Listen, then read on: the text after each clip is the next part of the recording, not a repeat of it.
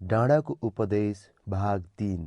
अनि भीड़लाई देखेर उहाँ डाँडामा उक्लनुभयो र उहाँ बस्नु भएपछि चेलाहरू उहाँ कहाँ आए औ उहाँले मुख खोलेर तिनीहरूलाई यसो भन्दै सिकाउनुभयो, धन्य आत्मामा दरिद्र हुनेहरू, किनभने स्वर्गको राज्य तिनीहरूकै हो।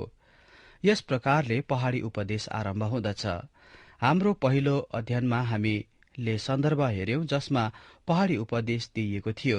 दोस्रो अध्ययनमा त्यसको विषयवस्तुको छोटो हेराइमा विचार गर्यौं, जसलाई हामी पहाडी उपदेश भन्छौं, अनि सन्दर्भमा हेरेर अनि यस महान शिक्षाको विषयवस्तुमा कि यो वास्तवमा उपदेश थिएन, यो अधिक रूपमा एकान्तवास थियो। अनि यो एकान्तवासको उद्देश्य थियो कि उहाँका कतिपय चेलाहरूलाई यीशुले देखाउने कोशिश गरिरहनु भएको थियो कि तिनीहरू कसरी ती पहाड़ मुनि भएका सारा मानिसहरूका समस्याको लागि उहाँको समाधानको भाग बन्न सक्छन्।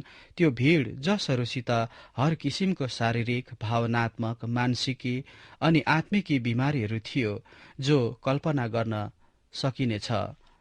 हाम्रा प्रथम 2 बैठकहरूमा हामीले विचार गर्यौं कि सारा शिक्षा जसलाई हामी पहाडी उपदेश भन्छौं, त्यो भीड़लाई ताकेर दिइएको थियो, त्यस भीड़को फाइदाको भाव अर्थमा, किनकि यीशु कतिपय चेलाहरूसित त्यो समस्याहरूले भरिएको मानिसहरूको भीड़देखि हटेर जानुभयो, चेलाहरूलाई त्यो देखाउनलाई कि कसरी तिनीहरू नियुक्त हुन सक्छन्, तालिम प्राप्त हुन सक्छन्, प्रतिनिधि नियुक्त हुन सक्छन्, उहाँको समाधान अनि उहाँको उत्तरको प्रतिनिधि हुन सक्छन्।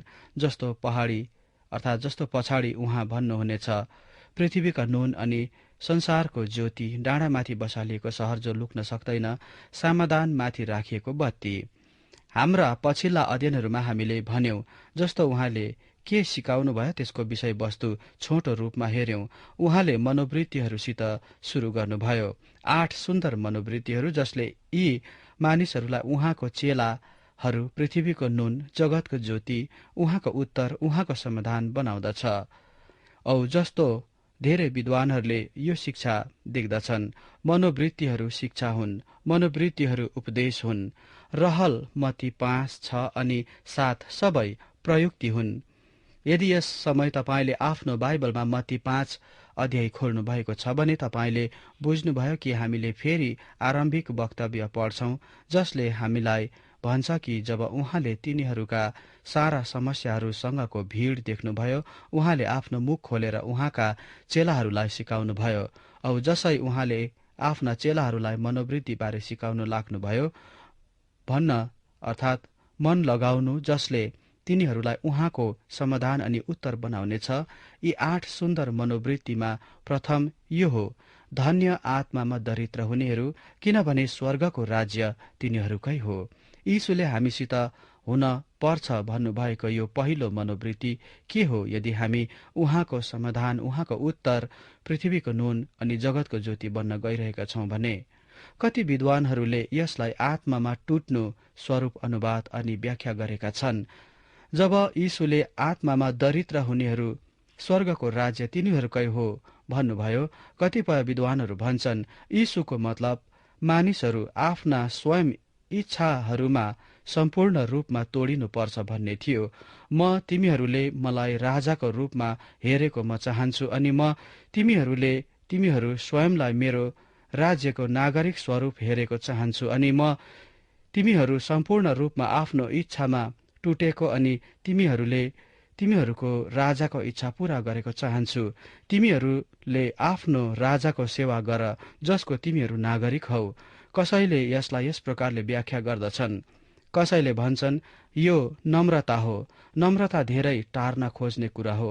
तिनीहरू भन्छन् तिमी नम्र हौ भन्ने सोच्न साथ तिमी सम्भवत नम्र हुँदैनौ।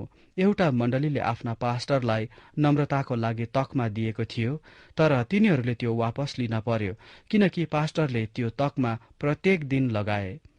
यो आत्मामा दरिद्र हुनु मनोवृत्ति नम्रतासित सम्बन्धित हुन सम्भव छ, किनकि यो तपाईले आफू स्वयंको बारेमा के सोच्नुहुन्छ त्योसँग सम्बन्धित छ। तपाईँ स्वयंप्रति के मनोवृत्ति छ तपाईको, अनि तपाईको प्रभु, तपाईको राजा प्रति तपाईको के मनोवृत्ति छ। यहाँ दुवै लक्ष्य केन्द्रमा ल्याइएको छ। धर्मशास्त्रमा धेरै परमेश्वरका जनहरूका कहानीहरू छन्। उदाहरणको लागि प्रेरित पत्रुसलाई लिउँ। पत्रुसले तिनको जीवनकालमा 3 पाठहरू सिक्नुपर्ने थियो। प्रथम तिनले सिक्नुपर्ने थियो कि तिनी केही पनि थिएनन्। त्यसपछि तिनले सिक्नुपर्ने थियो तिनी कोही थिए, अनि त्यसपछि कोही जसले ऊ कोही पनि होइन भन्न सिकेको व्यक्तिबाट परमेश्वरले के गर्न सक्नुहुन्छ त्यसको आनन्द तिनीसित छ।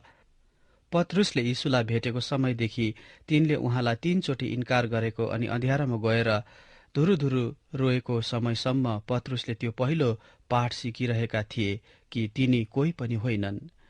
पुनरुत्थान पश्चात जब प्रभु तिनीसँग देखा पर्नुभयो, तिनीहरू भन्छन् यो तिनलाई प्रमाणित गर्नु थियो, तिनलाई पुष्टि गर्नु थियो अनि तिनलाई विश्वास दिलाउनु कि तिनी कोही पनि होइन भन्ने सिकेकोले अब तिनी कोही थिए जसलाई परमेश्वरले चलाउन सक्नुहुन्छ।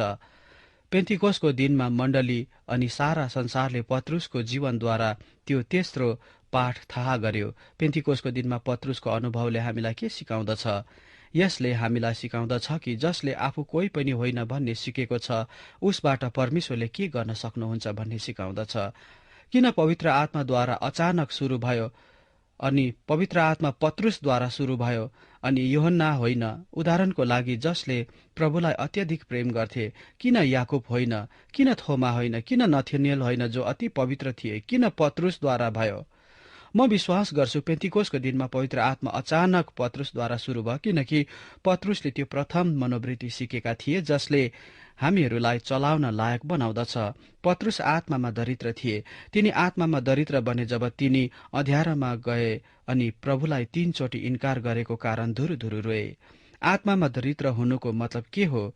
त्यसको अर्को दृष्टान्त पछाडि प्रस्थानको पुस्तकमा छ, जहाँ मोसाको बोलावट अनि आदेश पाएको कहानी छ। एक महान सेवक भन्ने गर्थे मोसा यस पृथ्वीमा 120 साल जिए। त्यो 120 सालको जीवनकाल 4 सालको हिसाबले 3 भागमा बाँडिएको थियो। तिनले जिएको हरेक 40 सालमा तिनले पाठ सिके। मोसाले जिएको प्रथम 40 सालमा तिनले यो पाठ सिके, मोसा त केही होइनस्। यो सिक्नुलाई तिनलाई 40 वर्ष लाग्यो। तिनको जीवनको दोस्रो 40 सालमा तिनले यो पाठ सिके, मोसा त कोही होस्। अनि मोसाको जीवनकालको तेस्रो 40 सालमा जब मोसा मिश्रमा भएका परमेश्वरको जनहरूको दासत्वबाट छुटकाराको लागि मानव प्रतिनिधि थिए, मोसाले सिके कि जसले ऊ कोही पनि होइन भन्ने कुरो सिकेको छ उसबाट परमेश्वरले के गर्न सक्नुहुन्छ। मोसाको जीवनलाई हेर्ने अर्को तरिका यो भन्न हुनेछ कि जीवनको प्रथम 40 वर्षमा तिनले जीवनमा वास्तविक शिक्षा हासिल गरे अनि तिनको 40 सालको आखिरमा वा पहिलो 40 वर्षको कुनै समय मोसाले थाहा पाए कि तिनी हिब्रूहरू मध्येका एक हुन्। तिनको जन्मको असाधारण परिस्थितिको कारण तिनी मिश्री राजकुमार थिए।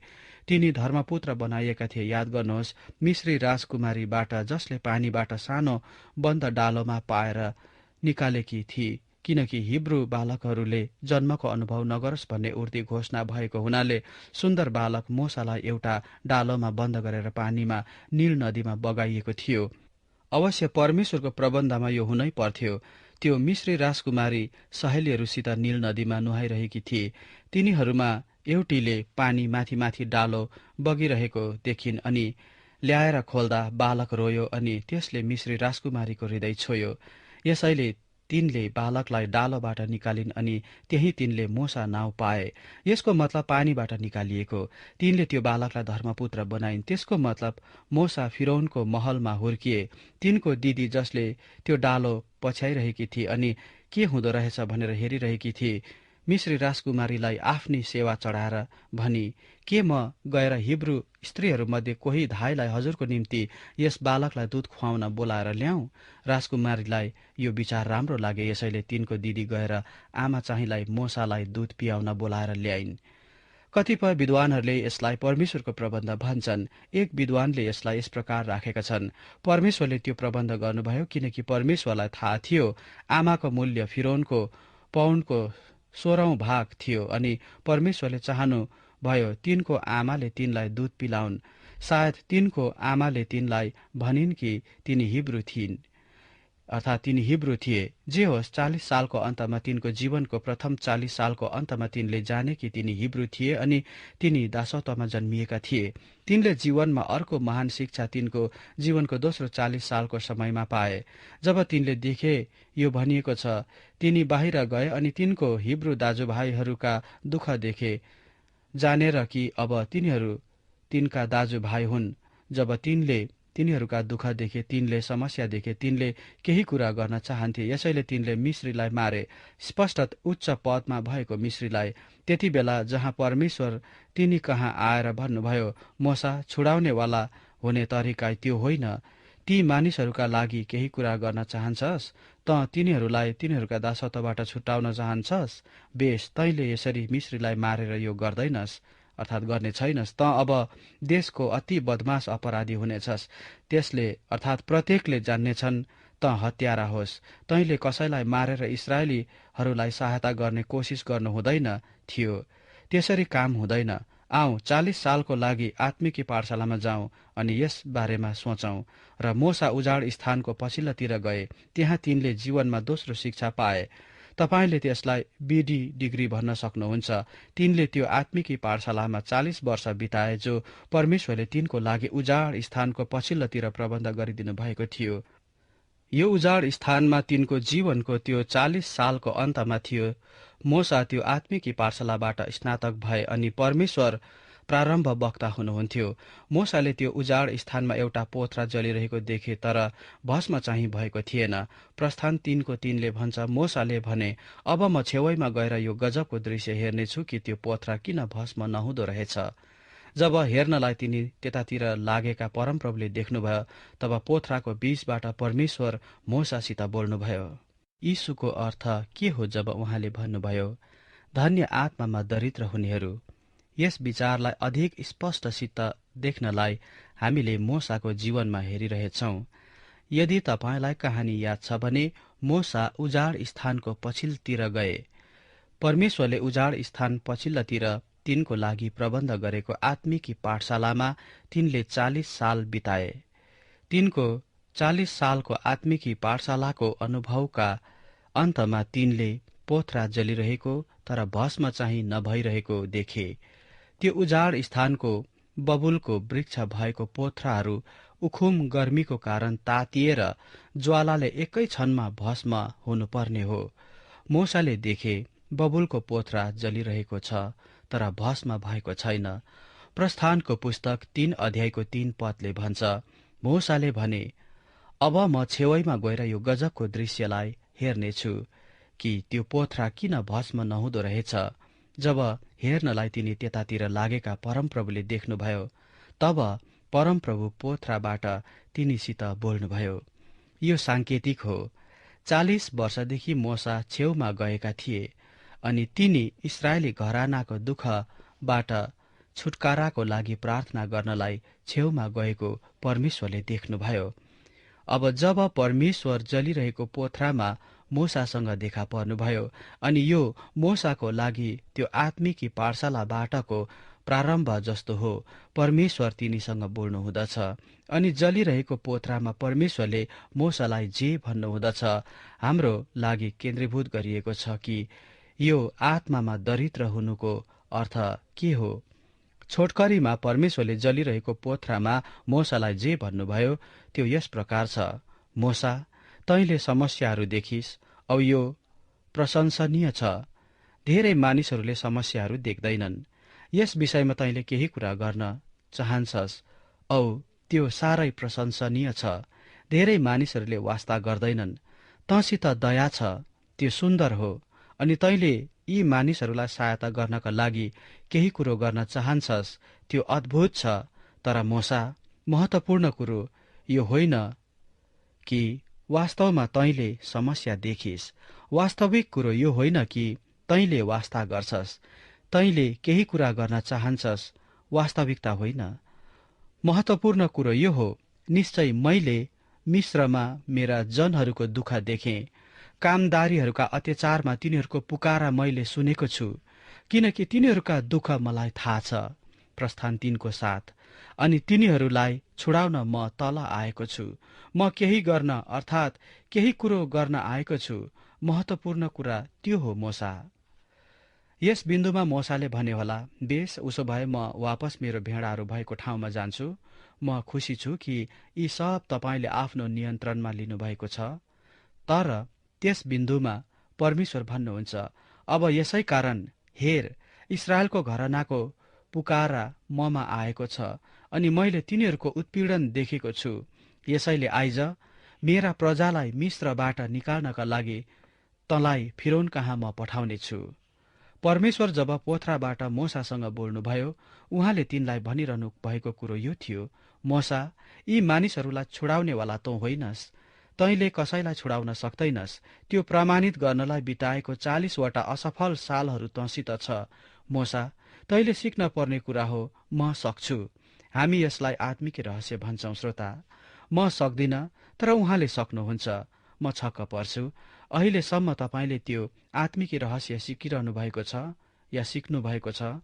खास गरी यदि तपाईँ विश्वासी हुनुहुन्छ भने अनि तपाईँ हाम्रो प्रभुको समाधानको भाग, उत्तरको भाग बन्न चाहनुहुन्छ भने, यदि तपाईँले येशू ख्रीष्टले यस संसारमा होस् भनी चाहेको सेवकाईको भाग बन्न चाहनुहुन्छ भने, यदि तपाईँले अरू मानिसहरूलाई ख्रीष्टमा डोर्याउन चाहनुहुन्छ भने, मानिसहरूलाई विश्वासमा डोर्याउन चाहनुहुन्छ भने, अरू मानिसहरू फेरि जन्मिएको हेर्न चाहनुहुन्छ भने, तपाईँले अहिलेसम्म स्वीकार्नु भएको छ त्यो तपाईँले गर्न सक्नुहुन्न भनेर, उहाँले मात्र त्यो गर्न सक्नुहुन्छ।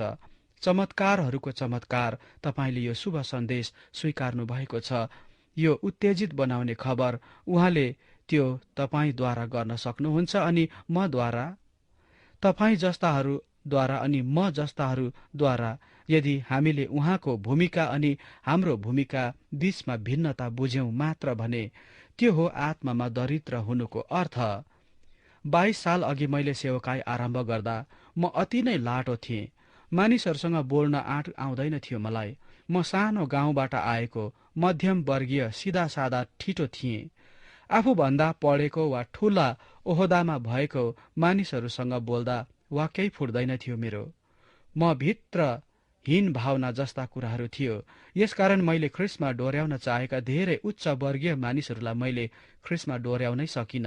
तिनीहरू अरू विश्वासीहरूद्वारा नै धेरैजना आज प्रभुमा आएका छन् अनि महान रूपमा प्रभुको कामहरू गरिरहेका छन्। म छक्क पर्छु यदि आज तपाईँले पनि त्यस प्रकारको अनुभव गरिरहनु भएको छ भने, जब तपाईँले यीशुको समाधानको भाग, यीशुको उत्तरको भाग बन्ने विषयमा सोच्नुहुन्छ मानिसहरूको जीवनमा कि जसलाई यसको दरकार छ। मानव प्राणीको रूपमा काम गर्नलाई मैले के सिक्न पर्छ भन्दा त्यो हो आत्मामा दरिद्र हुनु। यो यीशुले भन्नुभएको प्रथम मनोवृत्ति हो जो हामीले सिक्न पर्छ यदि हामी वास्तवमा पृथ्वीको नुन अनि जगतको ज्योति बन्न गइरहेका छौं भने। यसलाई साँच्चै के कुल योग हुन पर्छ अनि हामीले यो सिक्नु पर्छ। म सक्दिन, तर उहाँले सक्नुहुन्छ। म कुनै व्यक्तिलाई पनि विश्वासमा डोराउन सक्दिन। म कसैको हृदयमा विश्वास हालिदिन सक्दिन। म नयाँ जन्मको लागि कारण हुन सक्दिन। म कुनै व्यक्तिलाई नयाँ सृष्टि गर्न सक्दिन। पुराना कुराहरू बितिसके, सबै कुराहरू नयाँ भइसके। म कुनै व्यक्तिको जीवनमा त्यो गर्न सक्दिन। अनि तपाईलाई थाहा छ के न तपाईले सक्नुहुन्छ।